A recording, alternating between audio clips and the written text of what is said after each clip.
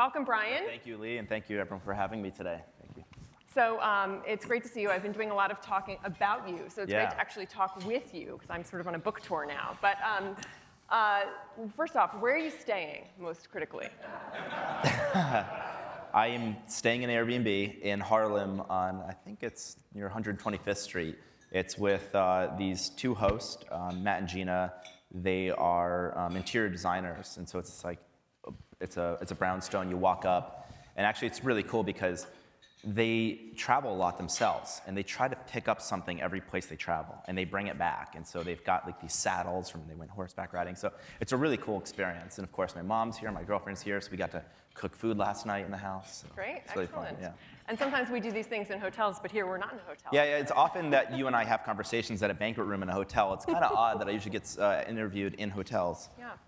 So it goes. So there's so much I want to talk to you about. Yeah, absolutely. And, but before we do that, I think a lot of people in the room, I certainly am very familiar with your story, but I think a lot of people may not be familiar with just the story of your origins. So I just want to briefly touch on how you came up with this idea and just sort of the origin story. Can you just share that with us a little bit?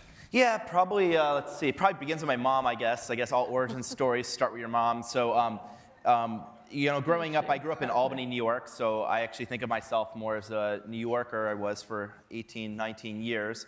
And my parents were both social workers growing up. And, you know, my mom, I remember my mom giving me advice when I grew up. She said, you know, Brian, your father and I, we chose a job because we love it, but we didn't really get paid a lot, so you should choose a job for the money. And so, like, it was very obvious. And so, like, we're looking at, like, what jobs pay a lot of money. And so one day I told my mom, like, you know, I think I'm going to go to the Rhode Island School of Design. I'm going to become an artist. At which point she said, you somehow managed to pick the only job in the world that pays less than a social worker. You'll get paid nothing. And I said, I'll make an income. I'll get a job, I promise.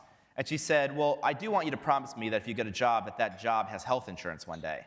And so this was the kind of beginning of my endeavor. I went to RISD, and it was totally different because at RISD, everyone was making stuff. They were like, they embraced entrepreneurship. And I graduate RISD. I get this job at health insurance. I'm living in LA, but one of my best friends at RISD was this guy that, named Joe Gebbia. And Joe Gebbia and I were like these kind of entrepreneurial people on campus. And like we both started sports teams at art school. That's the hardest marketing job in the world, get an artist to come to a sports game. And Joe lives in San Francisco at this point. This is like 2007. And he's trying to get me to come to San Francisco. He's like, Brian, come to San Francisco. We're going to start a company together. We're going to start a company together.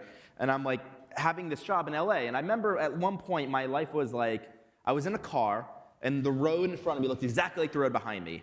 And that kind of terrified me, and I wanted to take a detour.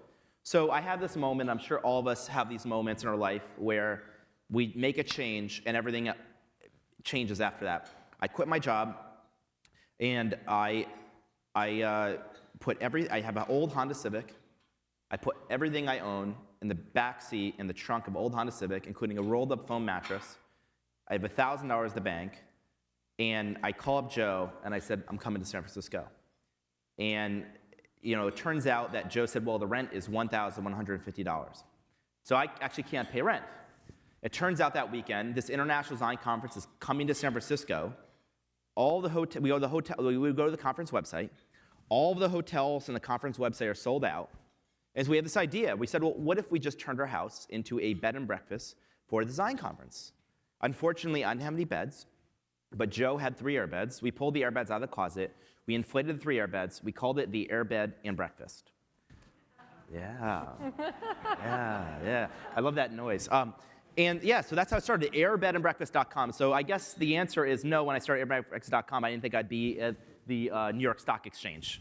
We ended up hosting 3 people, a 35-year-old woman from Boston, a 30-year-old from India, a 45-year-old father of 5 from Utah. But what ended up happening was we ended up becoming friends, and we made enough money to pay our rent. At this point, we say, you know, we're ordinary guys. I bet you there's a lot of other ordinary people like us that want to make some extra money, meet cool people. I asked Joe, I said, well, who's the best engineer you know? Joe said, well, my old roommate Nate is. And so the 3 of us got together, and we had a simple idea. What if you can book someone's home the way you could book a hotel anywhere in the world? And that's how it started. And cut to today, where you have, as Terry said, I think it's more than 160 million guest arrivals, Yep. as you call it. Yep. 2 million people stayed in Airbnb on New Year's Eve alone that night. Yep. And you're worth $30 billion, or maybe it's 31 as of last week, I read. So I should have done this before, but does everyone know what Airbnb is? Please raise your hand if you know what Airbnb is, because you still sometimes have to ask. Okay. Anyone ever stayed in Who's Airbnb? used it? Anyone's kids stay in Airbnb? I usually get more hands. Before we get on to other stuff, just one thing that really surprised me about this whole story that you don't often hear about is how hard it was for you guys, once you decided this was going to be your idea, to get it off the ground. Right. People fled and ran away from this idea. People thought this was crazy. We were trying to, in summer of 2008, I meet a guy named Michael Seibel. And Michael Seibel says, there are these people called angels, and they'll give you money. And the first thing I thought is, I can't believe this guy believes in angels. So that's how naive I was. And he introduced us to about 20 angel investors and a couple venture capitalists. At that point, we were trying to raise $150,000 at a $1.5 million valuation. So we would have tried to million with an M. Yeah, so 10% of the company. And probably got 20 introductions. About 10 to 12 or 13 probably didn't meet us. We probably met a half dozen people. People mostly ran away from everyone ran away from the idea. No one funded us. I guess three reasons, or two reasons. The first reason was Joe and I were designers, and as far as they were concerned, designers didn't start companies. Like, we didn't look like a tech founder, which I think is ridiculous, because I don't think you should ever hire someone because they look like something else. Like, you want a new thing, well, maybe they'll look different. But everyone was looking for either the Zuckerberg model, a Harvard coder. If you didn't drop out of Harvard or you didn't drop out of a PhD program at Stanford, well, you weren't going to be the next Google or Facebook. And the point was, well, like, the previous tech company founders didn't drop out of Stanford. So it was a little absurd. But the bigger issue was people asked, well, first of all, how many airbeds are there in the world? In fact, when we were trying to do our first investor deck, we had to create a total addressable market. And so the first thing we thought is, well, how many airbed sales are there? And this was before we actually realized, like, because one day somebody said, like, I want to rent my bedroom. And I said, well, all you have to do is get a mattress, inflate it, and put it on your mattress. And I thought at some point we should open the model up. Very narrow. But the bigger problem was a simple idea. People did not think strangers would stay with other strangers. They thought it was crazy. In fact, I remember, if you think you've written about this, but one person told me, he said, Brian, I said, yes. He said, I hope that's not the only idea you're working on. And at some point in late 2008, one of the investors told us, because the financial crisis hits, and he goes, listen, the financial crisis is hit, the stock market's cratering. I can't even invest in good companies. You're going to invest in airbeds? And so that kind of hit home. So we ended up not raising money, and we ended up providing how, like, we say we did the Visa round. This is the joke Joe says, which is basically we got, you know, those binders we put baseball cards in, we just put credit cards in them. So we probably each of us racked, like, I think I racked up like $25,000 of credit card debt. So we just, you know, until they stopped giving us credit cards. And then late 2008, we provide housing for the Democratic National Convention in Denver. And then we didn't make a lot of money with airbeds, so we thought, well, if we can't sell money with airbeds, we're airbed and breakfast. Let's go into the breakfast business. So we took a weird detour, and we ended up making collectible breakfast cereal, Barack Obama-themed breakfast cereal for the Democratic National Convention. We took Cheerios, we called it Obama O's, the breakfast of change, and we had a John McCain-themed cereal, Captain McCain's, a Maverick in every bite, and we basically handmade, like, cereal box in our living room in 2008, made $30,000 selling collectible breakfast cereal, and this is actually how we funded the company. At late 2008, my mom asked, are you a cereal company now? And you didn't know how to answer her. Well, no, because technically we were, actually. That's where we made most of our revenue. And so at some point, I'm like, well, cereal seems like a good business for now, but I don't want to have a cereal company. And so, you know, those were kind of the dark times. So what's the lesson in there for other entrepreneurs? Well, I think there's two things. I mean, first of all, you know, a lot of entrepreneurs meet me and they say, I need to have investors, I need to raise capital. And I think, like, the first round we raised was $20,000. of capital. Like that was the first round we eventually raised. I think that startups today are overcapitalized. I mean, easy for me to say now, but like things get expensive with scale, but you don't need millions of dollars to start an idea. And actually, we almost have a rule that unless you have fixed cost, like you're in the hardware, you have fixed costs, ideally, you don't need any capital to create a prototype. Ideally, your co-founders, all with sweat equity, can create the product themselves. But there's this bigger lesson there, which is this. I think we just didn't quit. And I think a lot of people who try to do what we did or try to do other things, they quit, they stop short. And a lot of people ask, well, why didn't you quit? And the reason we didn't quit is if you start a company, very simply, you have to know something no one else knows about your business. Otherwise, why are you doing it? And why doesn't it already exist? So the big question is, what do you know that no one else knows about your business? You need to have a unique insight. And we had a very simple, unique insight. And it was totally by happenstance. In other words, we randomly rented our home one weekend. And so our unique insight was, it's actually not weird for strangers to stay with other strangers. And you can make a bunch of money, and the people who travel there can save money, have an amazing experience. If people could just experience what we experienced that one weekend, this would be an idea that would spread out in the world. And again, maybe thousands of people one day would use Airbnb. And that was our unique insight. And so that was kind of our North Star. And so we just kept thinking to that first week, and that's why we kept going. So you spread very fast, very far and wide, but that's sort of when it hasn't been easy, because as soon as you started to get a sizable size, all opposition started to come out. Then we became disruptors. Then you became disruptors, but you have... Which I was growing up, and that wasn't a good thing. I was always in the principal's office. Yeah, you don't like that word, but it is, you are sort of exhibit A of disruption that we can talk about a little later. But your end user likes you, that's very clear, but many other stakeholders have not. And that's because the core business of renting out a home for short term violates local laws in many markets. And you've worked to turn those over in many, many places, but there are some markets that just won't budge, and New York is one of them. This has been a big source of opposition for you. So talk about that a little bit. Why has there been so much pushback, and what's the end game? Yeah, so maybe to back up for a second, when I went to RISD and we designed products, before I got to RISD, good design was if somebody who used the product liked it. And when I got to RISD, suddenly there was this thing called green design, sustainability. And the idea was, it can't just be your product, people like your product, it has to be good for the world. And so we call these externalities. So it's not just a guest and host. When we started Airbnb, we didn't fathom millions of people doing this. So I did not consider landlords, I didn't consider cities. It was so bigger than what our idea was. Our idea was just to bring two people together. It grew so fast, and I came from the school thought like Craigslist that the community is an immune system and bad people would get ridden from the site by the review system. And I think a few years in, it became very clear that we had to be much more mindful of how we designed the platform. And we hired some great people. One of the people we hired early on who had a huge influence on me was Belinda Johnson. She's our Chief Business Affairs and Legal Officer, and she was a lawyer by training, and she told me something very simple. See, growing up, I felt like if people didn't like you, you kind of stay away from them, because like you're gonna get in a fight, and that's really bad. And she said, you have to meet with people. You have to meet with cities. And even if they don't like you, if they hear your story, and you hear their story, you can come to resolution. You have to partner with cities.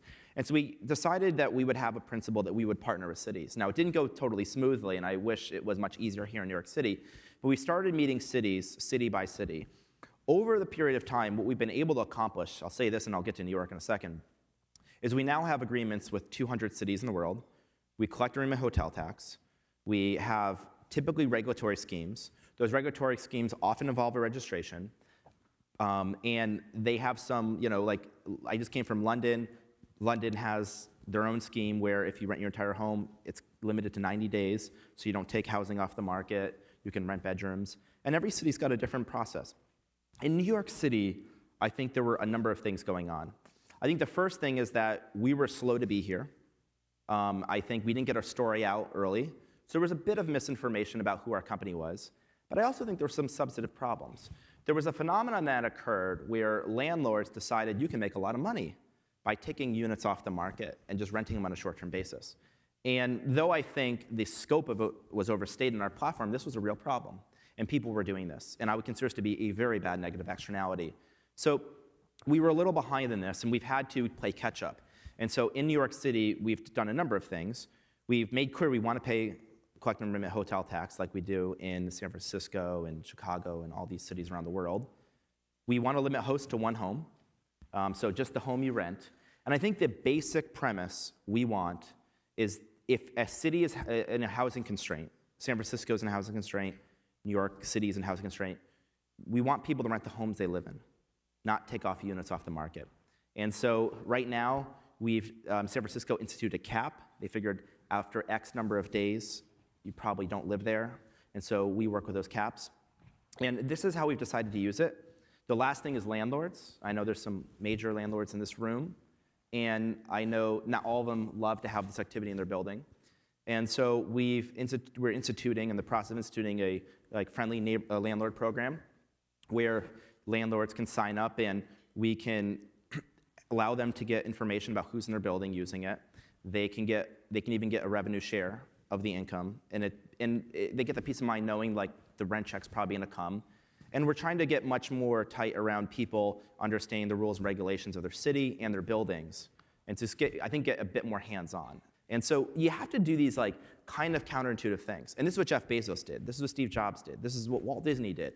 I mean, Walt Disney bet the entire company on Disneyland. It seems obvious today. And he took the very best animators, and the studio was really angry. So one of the things that's interesting to me about this move for you is that your first product, the way that Airbnb was created and became viral and became huge was almost by accident. I mean, you had this totally idea, didn't think it was going to work, and lo and behold, it was transformative. Yeah. And so now you have kind of the opposite of that, where you spent the past few years sort of developing this product in the Airbnb lab, Right. and now released it onto the marketplace. Right. This is what we made for you. So how is that better or worse or just different? I'd say different, unclear if it's better or worse. I think there was an element of luck involved with the founding of the company. I mean, we're lucky that we chose homes first, and not, like if we chose trips or experiences first, it wouldn't have worked because you need demand, and people aren't searching for experiences, they're searching for places to stay. So it was better as an add-on to start. The major thing is that you get a lot of user feedback. So I don't think I think both are fine. Like Amazon, Apple, they all were very intentional about their second or third, fourth products. Everyone's first product was totally by accident for the most part. So I don't find that being a defining factor. I think the key is, do you put the best people on it or really talented people? Does the CEO spend more of their energy on the new stuff, not the mature stuff, which I think is important? And are you constantly testing? And the other thing is one other reason companies fail is a great story of why did like California Adventure not succeed in for Disney. So Disneyland, next to Disneyland is this thing called California Adventure. It's actually now doing pretty well, but initially it was a huge failure. And the reason it was a huge failure was there was like 50 executives who went to an offsite and they were basically trying to figure out what a new park should look like. They basically violated most laws of how to build a great product. They realized, well, actually, we make a lot more money on food and beverage than rides, so we're going to have way more restaurants. We're going to serve alcohol so parents can drink. We're going to do a California theme park in California, even though most people visit from California. So it was basically created in a business plan. It was actually an amazing business plan. The only problem is people don't want it. And so then they had to basically redo the park with a multi-billion-dollar renovation. A lot of products fail because they start as business plans. And the problem is, the only thing that really matters is that people want it. And your customers do not care that you're successful. In fact, sometimes they do not want you to be too successful because they want to know that they got the value. And so I think the key thing is, are you making something that people want? And if you're starting it because it's a good revenue generator, your customer doesn't care about that. And so it might be a great business, but not if no one uses it. Well, we're almost out of time. I just have one more question. I talk about your future and in the book and say that your 10-year goal is to be the first online travel company to reach $100 billion in market value. Is that right or not? No, I mean, I think a market cap goal is not a great goal. I think a different goal would be this. We've completely changed, or we've created a whole new category of how to stay. And so now we've had 160 million people from every country in the world but North Korea, Iran, Syria, Cuba, and Syria, South Sudan, and Crimea. So 191 countries are now living together. And it's 2 million people over New Year's, and pretty soon that will be every night. So that's what we've already done. I want to, in the next 10 years, get to this place where we can sell end-to-end trips, that we can have hundreds of millions of people every year booking end-to-end experiences where the home might be a minority of what we're doing, We've completely changed what to do. 10 years from now, if it's Friday night, Saturday night, you're like, what's fun to do around here? Whether it's a city you live in or a city you're traveling, you look to Airbnb. We've created tens of millions of entrepreneurs that are creating experiences, a whole new part of the economy, which is experience-based economy. And then we've also gone to aviation and started to redefine how we fly. Because what if flying was the best part of travel, not the worst part of travel? So we call all this like magical trips, basically trips that are just amazing, memorable, end-to-end experiences. And this is what we want to be doing over the next 10 years. All right, well, it sounds like we're going to be booking our flights on Airbnb or something like that. We'll wait to see. But Ryan, thank you so much for being here today. Thank you so much, Lee. Thank you. Thank you.